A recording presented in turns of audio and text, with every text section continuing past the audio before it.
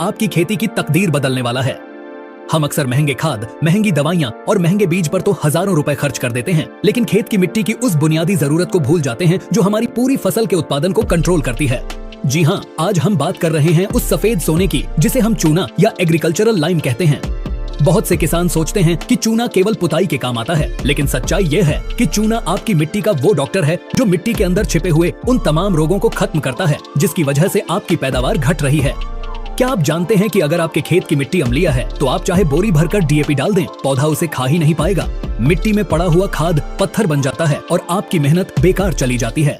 आज की इस विस्तृत चर्चा में हम जानेंगे कि आखिर खेती में चूना क्यों एक चमत्कार है, चूना डालने का सही वैज्ञानिक तरीका क्या है, यह मिट्टी के अंदर जाकर काम कैसे करता है, कौन सी फसल में डालना है और सबसे बड़ी बात कब नहीं डालना है। यह जानकारी इतनी बारीक और गहरी है कि अगर आपने इसे समझ लिया तो आप खाद का खर्चा आधा कर सकते हैं और पैदावार दोगुनी ले सकते हैं। तो चलिए खेती के इस विज्ञान को बिल्कुल सरल भाषा में समझते हैं। सबसे पहले हमें यह समझना होगा कि आखिर हमारे खेतों को आज चूने की जरूरत क्यों पड़ रही है। हमारे बुजुर्ग तो खेतों में चूना नहीं डालते थे, फिर आज यह नौबत क्यों आई? इसका सबसे बड़ा कारण है हमारी खेती करने का तरीका।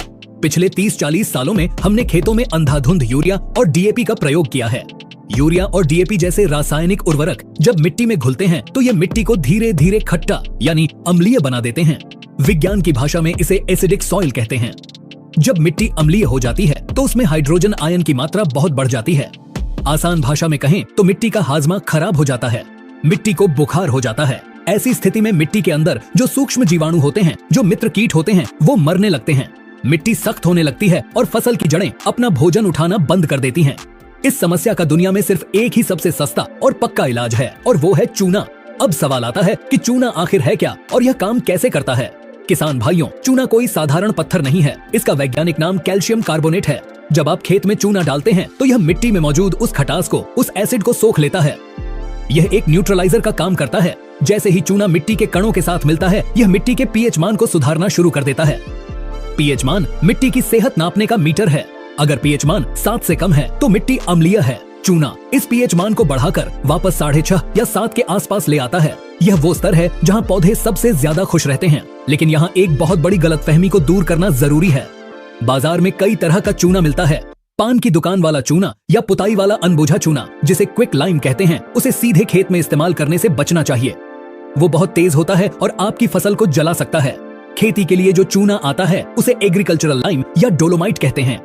डोलोमाइट चूना सबसे बेहतरीन माना जाता है। अब आप पूछेंगे कि डोलोमाइट ही क्यों? क्योंकि साधारण चूने में सिर्फ कैल्शियम होता है, लेकिन डोलोमाइट चूने में कैल्शियम के साथ साथ मैग्नीशियम भी होता है। और हम सब जानते हैं कि फसलों को हरा भरा रखने के लिए, क्लोरोफिल बनाने के लिए मैग्नीशियम कितना जरूरी है। यानी डोलोमाइट डालने से एक पंथ दो काज हो जाते हैं। मिट्टी की अम्लता भी खत्म होती है और फसल को मैग्नीशियम भी मुफ्त में मिल जाता है। चलिए अब थोड़ा गहराई में चलते हैं और जानते हैं कि चूना डालने से जमीन के अंदर क्या जादू होता है। इसे हम लॉक और की यानी ताले और चाबी के सिद्धांत से समझ सकते हैं। होता यह है कि जब मिट्टी ज्यादा अम्लीय या खट्टी हो जाती है तो मिट्टी में मौजूद एल्यूमिनियम और लोहा सक्रिय हो जाते हैं। ये एल्यूमिनियम और लोहा आपके द्वारा डाले गए फास्फोरस यानी डीएपी को जकड़ लेते हैं, उसे बांध देते हैं। अब यह बंधा हुआ फास्फोरस पौधे की जड़ों को नहीं मिल पाता।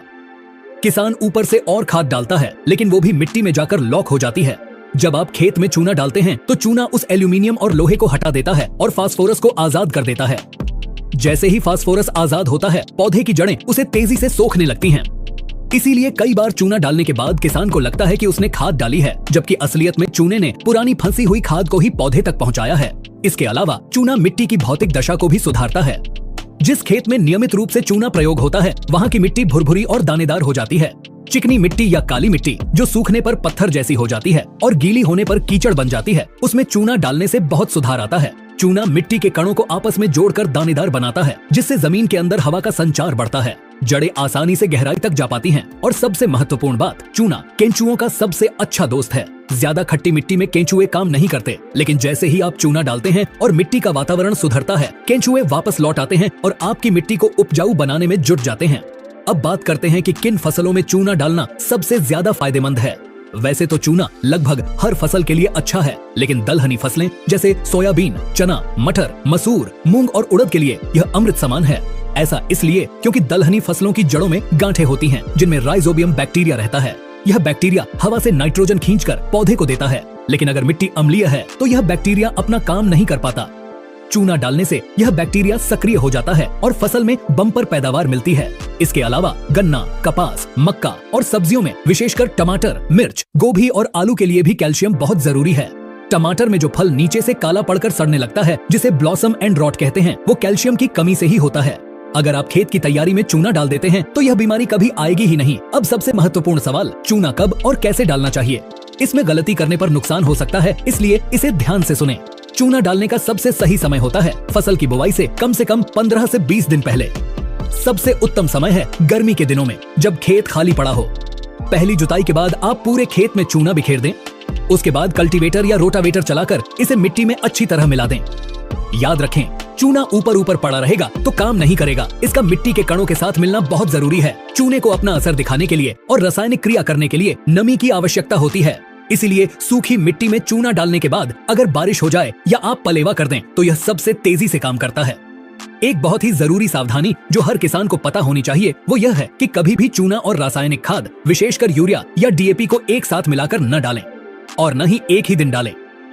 अगर आप चूना और यूरिया साथ में डाल देंगे तो एक रासायनिक क्रिया होगी जिससे सारी नाइट्रोजन गैस बनकर हवा में उड़ जाएगी। आपकी खाद बेकार हो जाएगी। इसलिए नियम यह बनाएं कि पहले खेत में चूना डालें, उसे मिट्टी में मिलाएं और उसके करीब 2 से 3 हफ्ते बाद ही बुवाई के समय रासायनिक खाद का प्रयोग करें।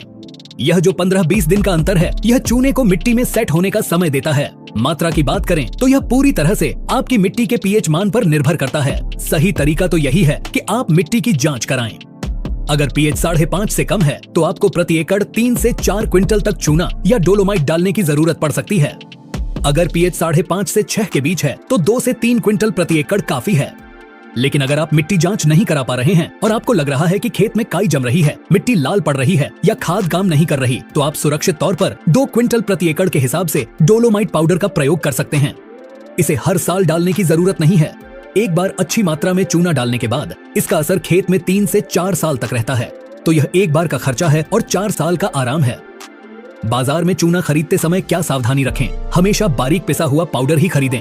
चूना जितना ज्यादा बारीक होगा वो मिट्टी में उतनी जल्दी घुलेगा और उतनी जल्दी असर दिखाएगा। अगर चूने में बड़े बड़े रोड़े या पत्थर हैं तो उन्हें घुलने में बरसों लग जाएंगे और आपको तुरंत फायदा नहीं मिलेगा। इसलिए मेज साइज देखें, बिल्कुल पाउडर जैसा चूना ही खेती के लिए सर्वोत्तम है। अंत में मैं आपको चूने के कुछ ऐसे छुपे हुए फायदों के बारे में बताना चाहता हूँ जो अक्सर नजरअंदाज कर दिए जाते हैं। चूना एक बेहतरीन फफूंदनाशक यानी फंजीसाइड भी है। मिट्टी में पनपने वाली कई हानिकारक फफूंद जो जड़ गलन या उकठा रोग पैदा करती हैं, वो चूने के संपर्क में आते ही खत्म हो जाती हैं। जिन खेतों में दीमक की समस्या है वहाँ भी चूना काफी हद तक नियंत्रण करता है। साथ ही जब पौधे को भरपूर कैल्शियम मिलता है तो उसका तना सख्त और मजबूत बनता है। इससे फसल के गिरने का डर कम हो जाता है और कीड़े मकोड़े भी सख्त तने पर आसानी से हमला नहीं कर पाते। यानी चूना केवल खाद नहीं बल्कि एक सुरक्षा कवच भी है। तो किसान भाइयों, निष्कर्ष यही है कि अगर आप अपनी मिट्टी को जिंदा रखना चाहते हैं और कम खर्च में ज्यादा उत्पादन लेना चाहते हैं तो चूने को अपनी खेती का हिस्सा जरूर बनाएं। यह सस्ता है, सुलभ है और इसके परिणाम जादुई हैं। अपनी मिट्टी को समझें, उसकी सेहत सुधारें, क्योंकि अगर धरा स्वस्थ तो सब स्वस्थ। हमें उम्मीद है कि इस विस्तृत जानकारी से आपके मन में चूने को लेकर जो भी सवाल थे वो सब साफ हो गए होंगे। आप अपने खेत की मिट्टी की स्थिति के अनुसार इस बार डोलोमाइट या कृषि चूने का प्रयोग जरूर करके देखें।